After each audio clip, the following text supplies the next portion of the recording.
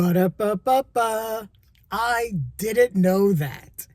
Here are my immediate thoughts on Piece by Piece.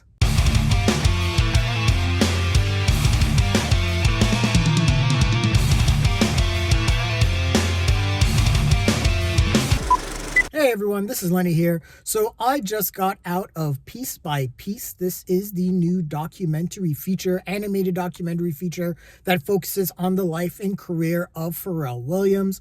And this was a great sit. This was directed by Morgan Neville, and this was a collaboration of two animation studios, Pure Imagination and Zebu Animation. They did a really good job. This is, to my knowledge, the fifth Lego movie. I think this is the first under the Universal Studios banner. The Lego movies are really popular, obviously. Obviously, the first two Lego movies and the Batman Lego movie as well.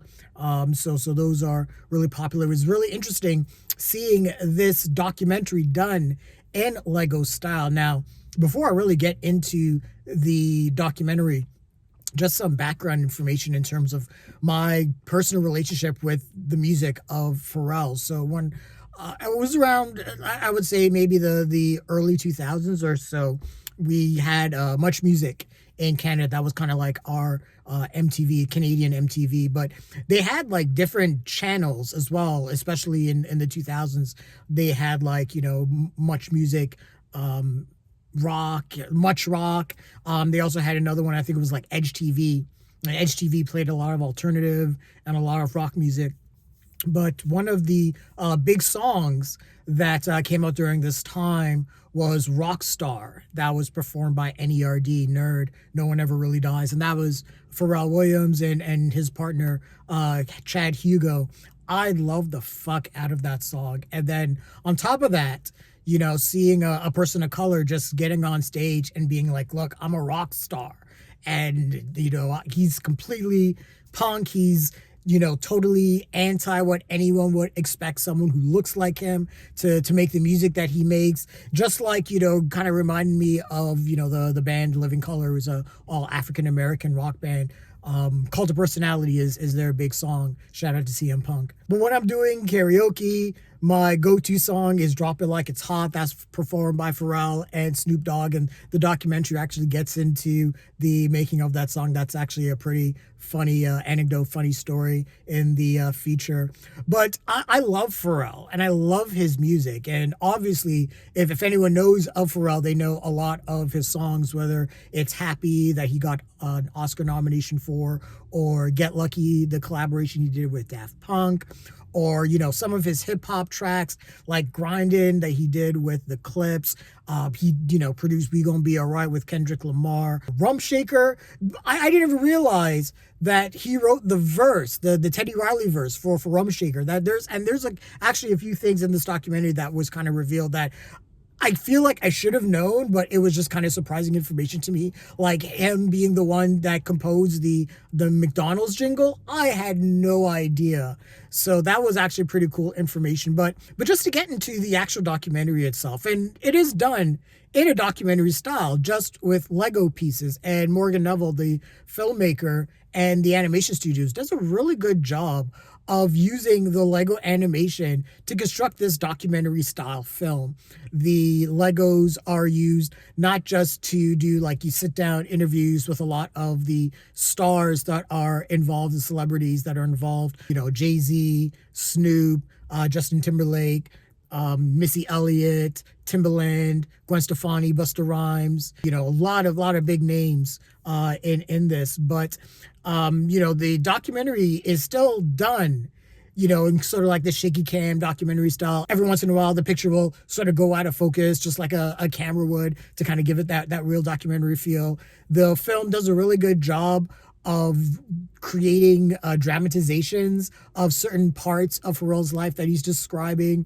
It also does a really good job of recreating some of the most iconic music videos of Pharrell Williams' career, like the black and white Drop It Like It's Hot music video that's done really well with Lego. A few other music videos that are done, like Hollaback Girl that Gwen Stefani did. They recreated that in Lego style. That was really cool. And then the movie does that a lot, and that's really appreciated. I have to commend the animators for really going for it and making everything look as accurate as possible. That's a lot of work that they went into to create the animation to make everything look exactly the same as it would in live action. But yeah, Pharrell talks about his life growing up in Virginia Beach at the Atlantis apartment complex. When he was growing up, he, befriended Missy Elliott and Timbaland and Chad Hugo. They all went to the same school together. They would make music get together, and they always talked about how the music always just sounded futuristic and different. And Pharrell talks about how he has synesthesia. That's when someone is able to experience other senses in a certain specific way. So for him, he was able to experience music by seeing like different colors. So when music is playing, he's seeing colors. And it seemed like he was able to relate to Chad Hugo. It seemed like Chad has that same condition as well, and they were able to relate musically on that level. So Pharrell and Chad would get together. They, started their band. They, would make their music and would try to do things. But at the time, Virginia Beach didn't really have a booming music scene. But then Teddy Riley, who is basically the father of the New Jack Swing sound from the late 80s and early 90s, opens up a studio in Virginia Beach. Pharrell and all of his friends is like, wow, this is our chance. So, they try to get in, nothing happens. And, eventually other people in the community approach Teddy Riley and they're like, hey, you have the studio here, but what are you doing for the community? So Teddy Riley comes up with the idea of putting on a talent show at the high school, which is like minutes away from the studio. And, the documentary does a really good job of doing a dramatization of, all the different bands and all the different kids in the high school performing. And it didn't seem like anyone was really catching anyone's attention or Teddy Riley's attention until Pharrell and Chad and their group went up and just basically blew everyone away. And pretty much right there on the spot, Teddy Riley, went to Chad and Pharrell and was like, hey, you guys are talented. Let me sign you to a contract and then, we can collaborate. But, when Pharrell was working with Teddy Riley, he wanted to do his own thing. He wanted to produce his own music, but he never really got the opportunity. The first chance that he got was the Rum Shaker verse. And again, this was something that I just did not know, but Teddy Riley is working on Rum Shaker and he approached Pharrell and he's like, hey, I want to do this rap. Can you help me with this? And it's described, Teddy Riley says, Pharrell just went into the booth and just freestyled that rap, which is incredible to hear about because Teddy Riley's rap for Rump Shaker is one of the most recognizable verses of all time. It's Teddy, ready with the 1-2 checkup. Everyone knows that verse. Everyone knows that verse. And so knowing that it was Pharrell that came up with that verse, and then on top of that, he just came up with it off the top of his head, just shows really how much of a musical genius Pharrell really is. But essentially, Pharrell would start working with Star Trek. That became his own production company that he worked with Chad, and then they would create N.E.R.D, and then, they would write Rockstar, and that song would get really popular. What happens, though, is he would work with N.O.R.E, and they worked on a song together, Super Thug. And N.O.R.E tells the story of how when he's in the booth, he does his countdown. He does his what, and that's kind of his countdown to get him ready to rap in the booth. And Pharrell used that as part of the hook. And when Pharrell told N.O.R.E, N.O.R.E was like, what are you doing? And then he heard it, and it's like, what?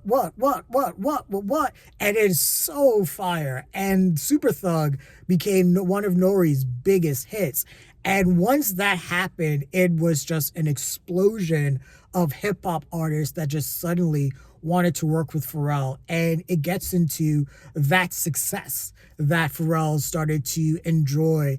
And what's also great is Pharrell comes off as a very humble person. He is working with some of the biggest names in hip hop.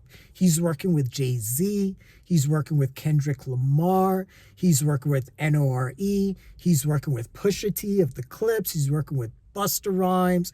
And then, he's working with some of the biggest names in rock and pop music as well, like Gwen Stefani and no doubt Justin Timberlake. He would come up with all of these big time songs, Keep on Dancing with No Doubt, which I didn't know that he produced. I knew he produced Holla Back Girl, and that was one of Gwen Stefani's biggest hits. He produced Blurred Lines with Robin Thicke. The big song that Pharrell would do as a solo artist was Frontin' with Jay-Z, and that charted really high on the Billboard Top 100.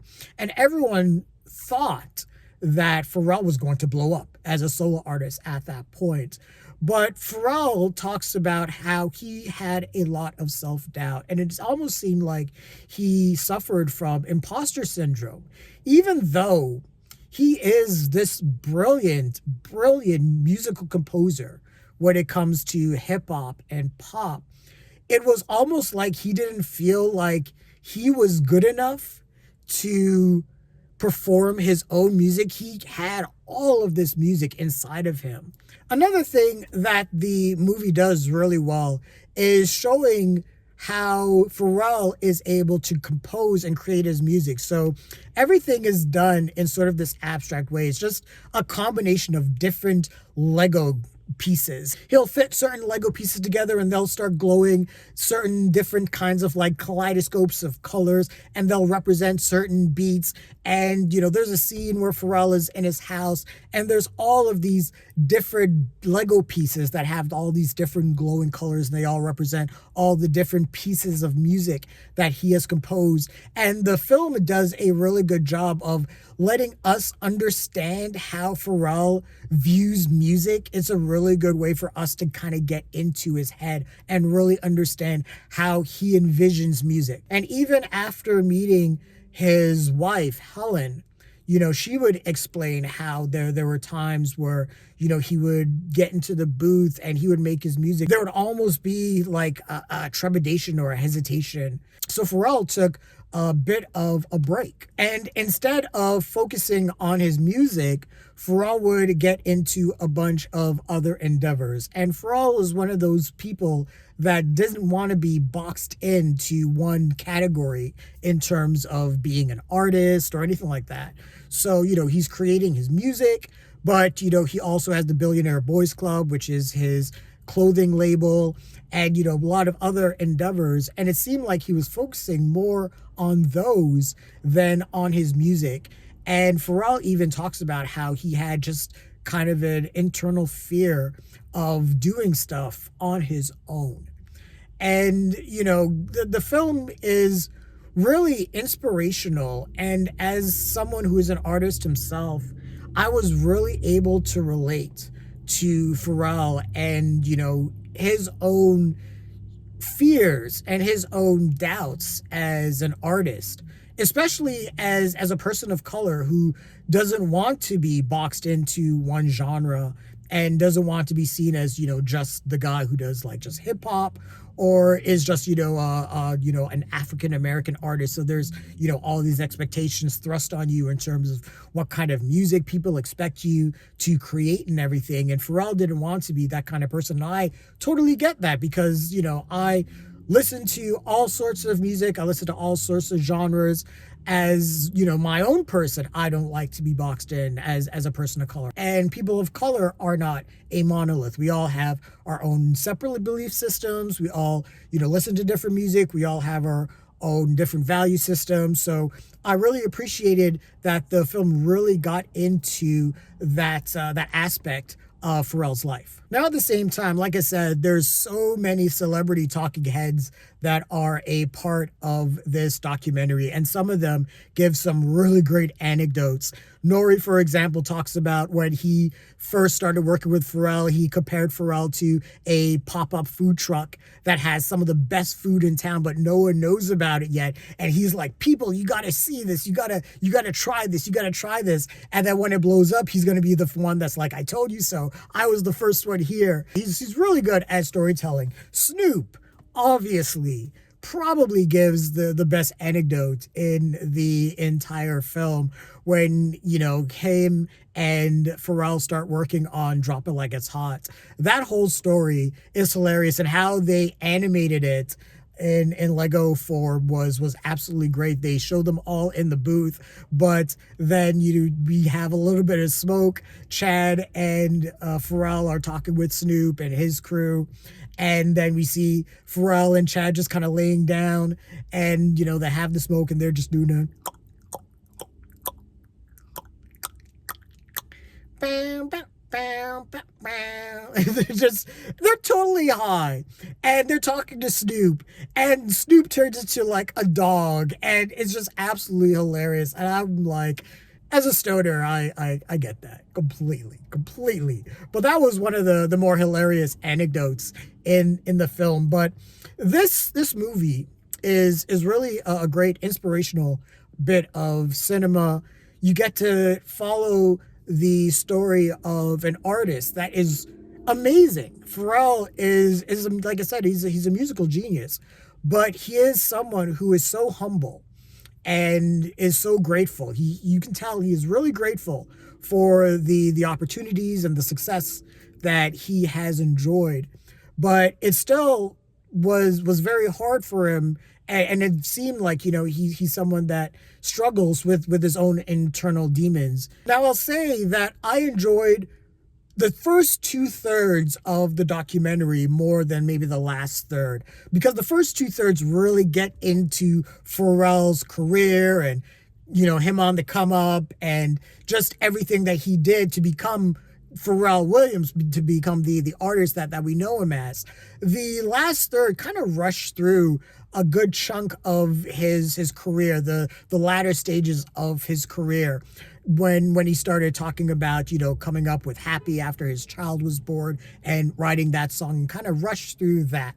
They talked about, the self-doubts, and they had them animated as three people, shoulda, woulda, couldas. Busta Rhymes talks about them. And they're these people that sort of talk in Pharrell's ear, whisper in Pharrell's ear, and tries to pull him away from the music scene. And they're the ones that kind of give him all the self-doubt. And they're supposed to represent outside forces in the music scene that influenced him to do other endeavors. But it wasn't explained who these people are specifically. Were they people within the fashion industry or anything like that were trying to pull him away? So I wish the film kind of went a little deeper in regards to that, but it didn't hinder the film for me. And the movie does a really good job of just kind of getting into his head. Pharrell is a person of faith. He talks about, his pastor, and when he had certain doubts, he would go to him or go to his church and try to, find some faith in there. But also, as someone that has faith, he still is someone that looks to someone like Carl Sagan. And Carl Sagan is a well-known atheist. So it was interesting seeing that dynamic and that dichotomy, that even though Pharrell is someone of faith, that it looks to someone like Carl Sagan to inspire him. And the film actually does a really good job of doing the dramatization of Carl Sagan's Tiny Blue Dot poem speech that he gives. But yeah, this was a great film. I really enjoyed it. The animation, again, was just off the charts, just really great.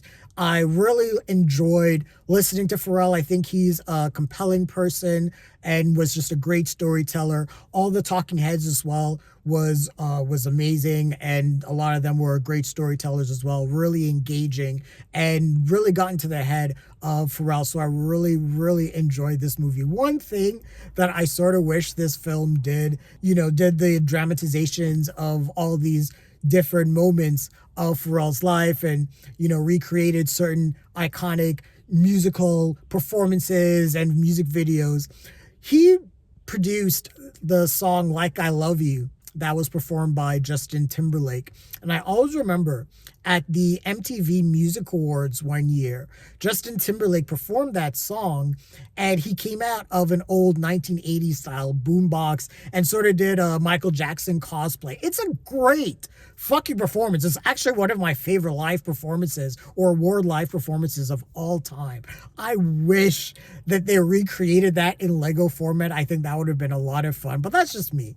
That's just me. But I really enjoyed this movie. If you're a fan of Pharrell and a fan of his music, I think there's a lot you're going to get out of it. If you're not a fan of Pharrell, I think this is still a really engaging documentary just to find out, you know, the story of Pharrell Williams and how he composed his music and how, you know, where his head's at and, you know, just the different struggles that he had to endure. I think this is just a really engaging documentary. And on top of that, with, you know, everything done in Lego style, I thought that was just really engaging, just a really smart choice just to make things a little bit different. So if I was going to give this movie a rating, this would be a blockbuster. This is one of my favorite movies of the year. I really, really enjoyed it. And, you know, I definitely recommend anyone that is a fan of Pharrell or just a fan of hip hop music or pop music in general, I definitely suggest for you to check out this movie. But those are my immediate thoughts and feelings on Piece by Piece. What did you guys think of the movie? Share your thoughts, leave your comments, like the video, subscribe to the channel, and don't forget to hit that bell icon so you can get notifications as well. Thanks a lot, everyone. Take care.